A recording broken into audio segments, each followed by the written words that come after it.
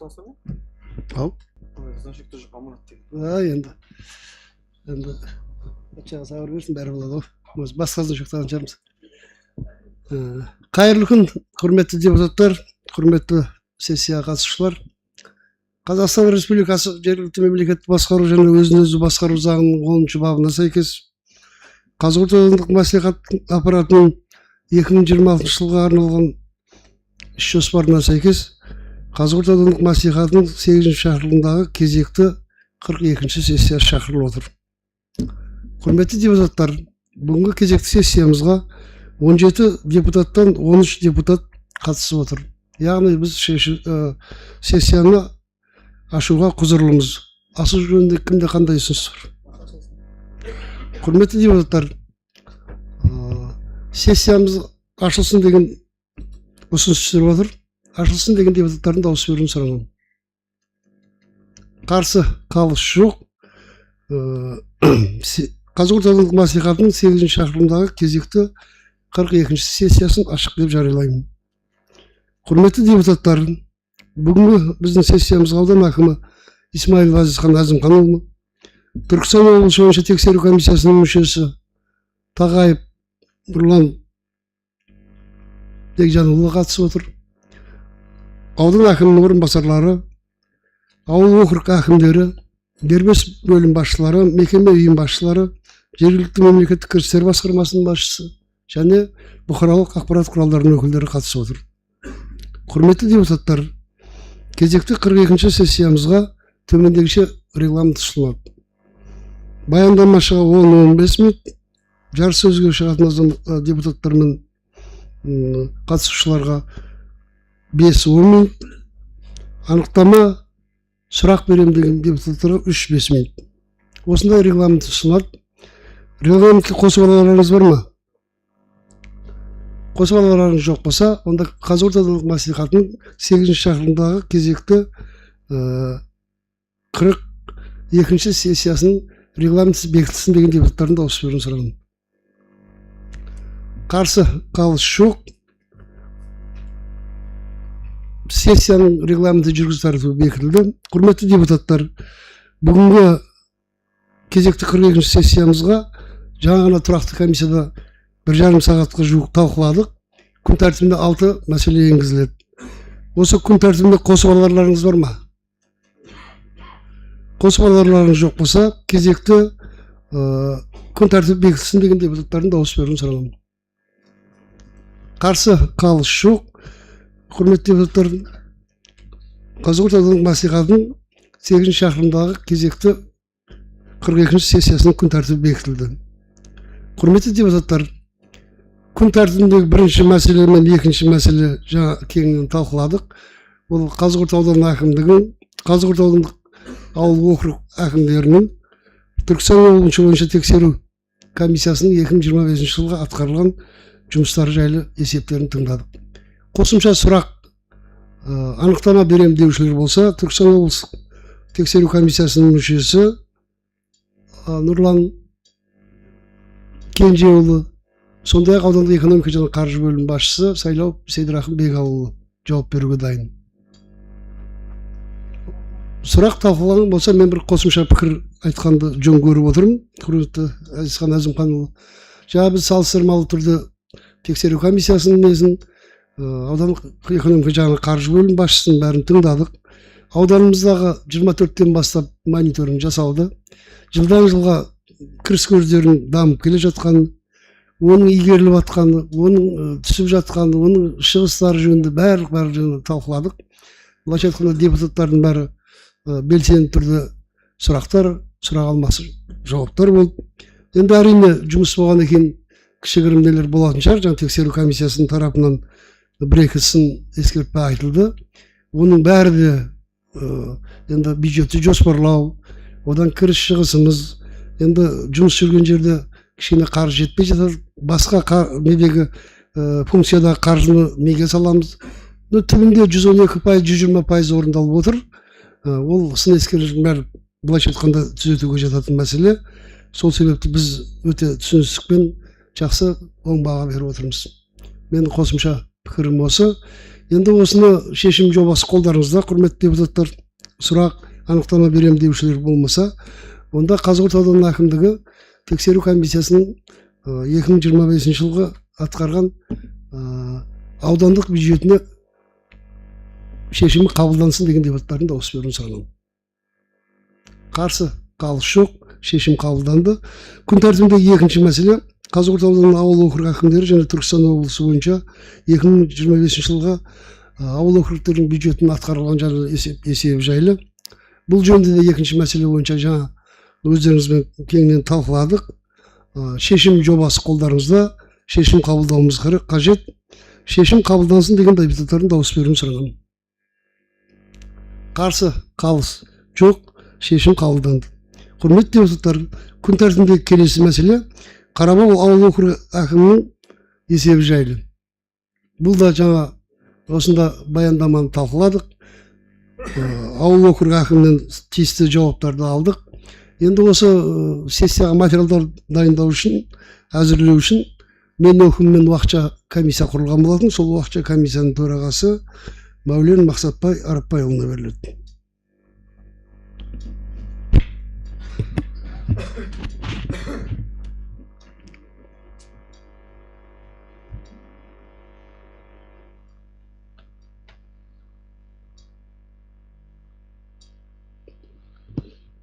Құрметті сессияға қатысушылар, құрметті әріптестер, Әзизхан Әзімханұлы.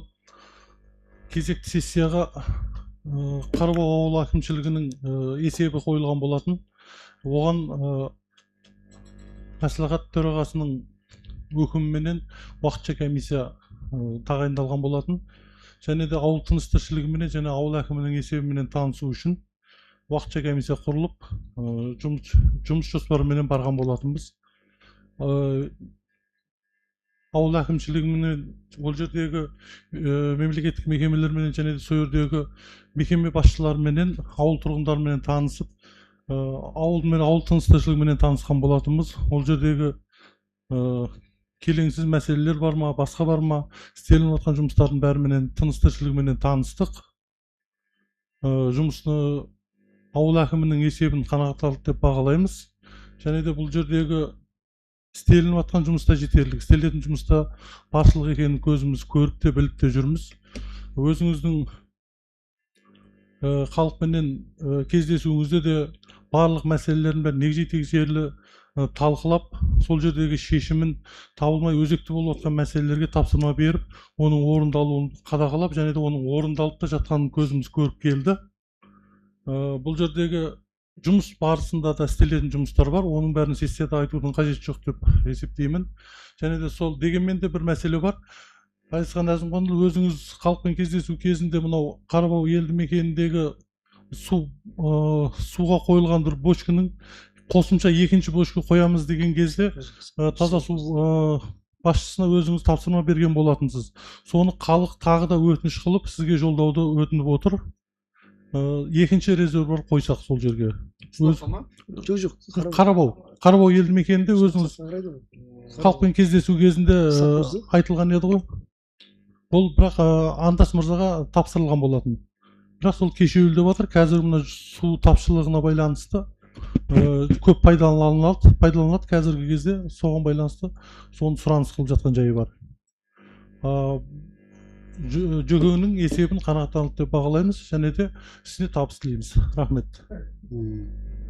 Жаңа анау Қарабаудағы мәселе бойынша біз осыдан бір аптаның турасында жалпы елді мекендерді талқылаған болған. Сол жерде необходимый елді мекендердің бәрін қазір жол картасын бекітіп жатырмыз. Енді алдағы уақытта мына аудан бюджетін өткізейін деп жатыр. Сол бюджетте мына таза суға ақша қойып, сол мәселемен шешеміз деп жоспарлап отырмыз. Себебі мынау біз неден сарапханаға нені қазамыз деп отырық қой. Сарапхананы қазсақ, біз жұмысшыдан алып жатқан су бар ғой, оны босатамыз сол жерде. Сондай мәселелермен қазір біз жоспарлап қойдық. Біз енді жоспарымыз сессия барысында сіздерге таныстыратын болады. ЖКХ бөлім. Құрметті депутаттар, Қарабау ауыл округінің есебі бойынша тағы қосымша жарыссөз шығатын депутаттар бар ма? Енді бұл округтен сайланған депутат мен едім, 10-шы сайлау округі Қарабаудан. шын мәнінде өткен апта барып ауыл округінің елді мекендерімен тыныс тіршіліктерімен бәрін таныстық. Әзімханұлы, мен былайша айтқанда сайлауалды бағдарламалардың бәрін орындап отырмыз. Жұмыс бар. Ендігі жерде ауыл әкіміне айттық. Мемлекет тарапынан істелетін жағдайдың бәрі жасалып жатыр. Ауыз су мәселесі, жол мәселесі бәрі былайша айтқанда мен сайланған сайлау округінде 95% бітіп отыр деп айта аламын. Оны көзімізбен көріп бәрін не қылдық.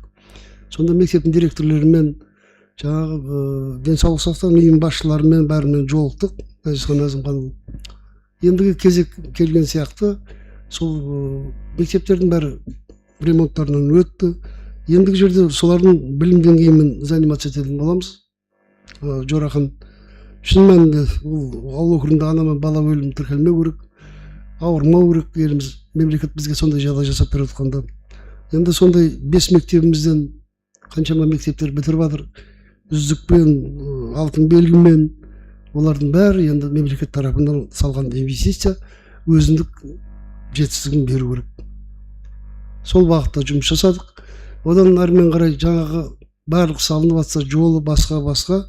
Енді мемлекет басшысы да айтып отыр ғой, құрметті әріптестер, осында бәріңіз сауатты азаматшалар. Мынау енді таза Қазақстан, әділетті Қазақстан деп. Ол таза Қазақстан деген бір күндік жұмыс емес, ол кәдімгі күнделікті әдет болу керек деп. Мемлекет басшысының өзінен бастап айтып отыр. Сол себепті Жорахан сол жердегі әр көшемен көшенің қасбетін, келбетін жақсарту, мәдениетімді көтеріп бағытта жұмыс жасауымыз керек деп ойлаймын. Жалпы жұмыс бар. Жұмыстың ауыл округінің жұмысына оң баға беремін. Құрметті депутаттар, бұл Қарабау ауыл округінің есебі бойынша шешім қабылдауымыз керек. Шешім жобасы қолдарыңыздарда. Шешім қабылдансын деген депутаттардың дауыс беруін сұраймын. Қарсы қалыс жоқ, шешім қабылданды.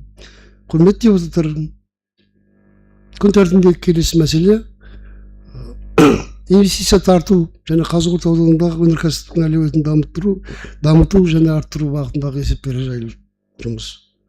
Бұл да жаңа ең көп уақытта осы мәселемен не қылдық, талқыладық. Шын мәнінде өзімізде көріп те жүрміз. Қазір мемлекет басшысының өзі бір аптаның 2 күнде сол инвестиция тартумен шетелде жүргенін көріп жүрсіздер. Кеше ғана Швейцария Брюссельден келіп жатыр. Пәленбай миллиардқа қол қойып, кеше жаңалықтан естіп отырсаңыздар 50 жаңа ұшақ келейін деп жатыр Эйр Астанаға. Міне соның бар мемлекет басшысынан бастап барлығы Қазақстанға инвестиция тарту болса, біз ауданда да осындай инвестиция тарту алуы, ауданымыздың әлеуметтік экономикасын дамытуымыз қажет осында тұрған әрбір азаматша. Сол себепті жаңа талқыласақ та тағы да қосымша сұрақ, анықтама беремін деуші депутаттар болса, аудандық кәсіпкерлік және ауыл шаруашылық бөлім басшысы Қалдыкөз Нұрбай Құрағұлы жауап беруге дайын. Сұрақ жауап болмайтын болса, онда шешім жобасы қолдарыңызда. Жаңа өздеріңізбен ұсыныс пікірлер ескеріліп отырып, шешім қабылдансын деген депутаттардың дауыс беруін сұраймын.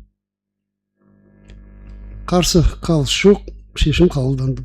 Құрметті депутаттар, күн тәртібіндегі келесі мәселе Қызылқия ауыл округі елді мекендерінің шекараларымен өзгертумен белгілеу жайлы. Бұл да жаңа қарасы 5 елді мекенге 28-де 4 гектар жерінде қосымша ненің бәрі айтылды. Қосымша сұрақ, анықтама берем дейтін азаматтар болса, ауыл әкімі Мақсұтов Біржан Ералыұлы жауап беруге дайын. Талқыланды болса, онда шешім қабылдауымыз керек. Шешім жобасы қолдарыңызда. Құрметті депутаттар, шешім қабылдансын деген депутаттардың дауыс беруін сұратамын. Қарсы қалыс жоқ. Құрметті депутаттар, Қызылқия ауыл округінің елді мекендеріне тиісті өзгерістер мен белгілеулердің бәрі бекітілді. Шешім қабылданды. Құрметті депутаттар, күн тәртібіндегі соңғы мәселе, өздеріңіз білесіздер, 25 жылы 24 желтоқсанда Қазығұрт ауданының 2026-30-ға даму жоспарын бекіткен болатынбыз. Сол бекітілген шешімімізге ішінара өзгеріс енгізу жайлы күн тәртібі мәселе. Бұл да жаңа талқыланды. Қосымша сұрақ, анықтама берем дейтін азаматтар болса, депутаттар болса, аудандық экономика және қаржы бөлім басшысы Сайлау Сейдірахым Бекалыұлы жауап беруге дайын. Сұрақ жауап жоқ, бәрі түсінікті болатын болса, онда шешім жобасы қолдарыңызда, шешім қабылдансын деген депутаттардың дауыс беруін сұраймын. Қарсы қалыс жоқ. 25 жылғы 24 желтоқсандағы 2026-30 жылдарға арналған Қазығұрт ауданының даму жоспарына тиісті өзгерістер енгізілді. Ендігі келесі сөз аудан әкімі Исмаил Азизхан Әзімханұлына беріледі.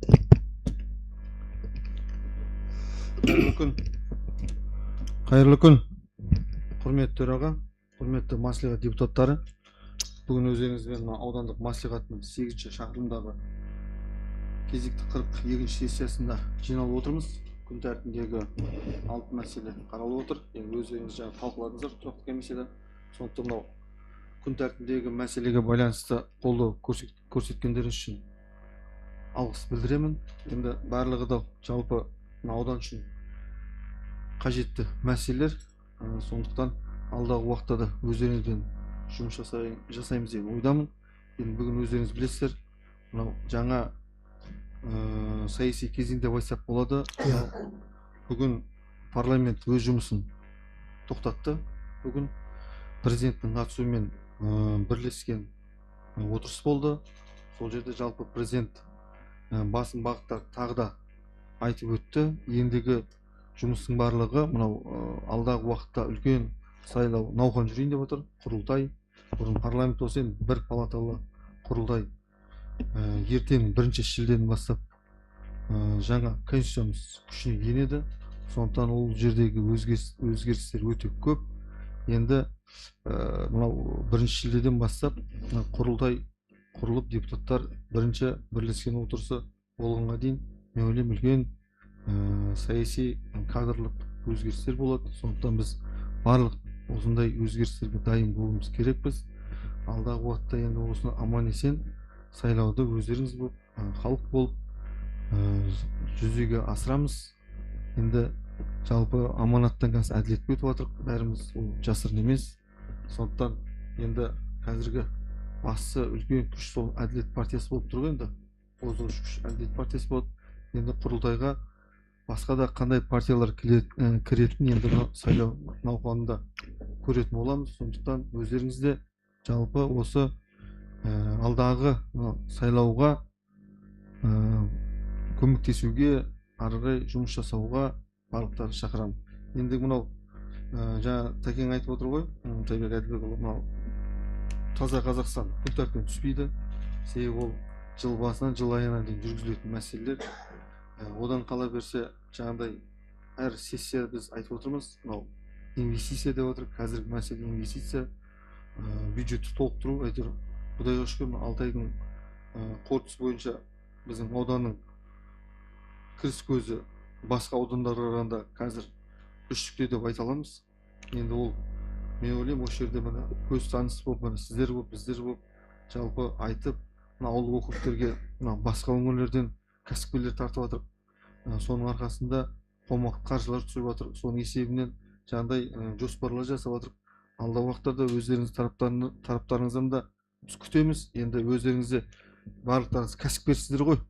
Бірақ бір мәселе, облыс әкімі айтып жатыр, жаңағыдай Ордабасыдан немесе жақын Сарыағаштан емес, оның нейді орын ауыстырғаннан ол бізге кіріс көзі болып саналмайды. Себебі біз Шымкент, Қызылорда, Алматы, Астана деген сияқты сондай өңірлерін тартсақ, сонда ғана жаңағыдай өз нейді нәтижесін береді. Сондықтан сіздерге де өтініш, мына Алтайды біз жауып жатырмыз. Міне соңғы күн Алтай. Енді алдымызда рейтинг болады. Рейтингте де жұмыс жасап жатыр. Мен ауыл округ әкімдері, бөлімдер, мен орынбасарларым, мен өздеріңіз де қала берді. Сондықтан алдағы уақытта да осы Алтайлықты жақсылап жақсақ, ар жағында әнімін дегенше мынау 9 ай дейді. Сонымен өздеріңіз білесіздер, күн санап уақыт өтіп жатыр. Енді мына алдымызда орақ, егін орағы да басталып жатыр. Ол да жаман емес, шаруалардан қарап отырсақ, биыл жылғы жылы мен ойлаймын жақсы жыл деп. Сондықтан барлықтарыңызға табыс тілеймін. Мынау келесі кездескенше, жүздескенше қош сау болыңыз. Рахмет. Құрметті депутаттар, мынау енді Азизхан Әзімханұлының сөзін қолдағым келіп отыр. Шын мәнінде ертең тарихи сәт. өзіміз 15 наурызда қабылдаған жаңа ата заңымыз ертеңнен бастап қолданысқа енеді. Алдымызда үлкен саяси науқандар келіп жатыр. Ол саяси науқандарға осында отырған сессия қатысушылар да, мәслихат депутаттар да көздері ашық, көкірегі ояу азаматтар. Сол себепті бір кісідей алдағы сайлау науқандарына қатысамыз деп уәде бере аламын депутат корпустарының атынан. Құдай қаласа еліміз дами берсін. Сол бағытта бірлесіп жұмыс жасайтынымызға мен кәміл сенімдімін. Құрметті депутаттар, бүгінгі 8 шақырылымдағы кезекті 42-ші сессиясында күн тәртібінде қаралған мәселелердің бәрі қаралып бітті. Анықтама, толықтама жасайын дейтін депутаттар бар ма? Құрметті депутаттар, онда Қазығұрт аудандық мәслихатының 8 шақырылымдағы кезекті 42-ші сессиясы өз жұмысын аяқтайды. Алғыс білдіреміз, рахмет.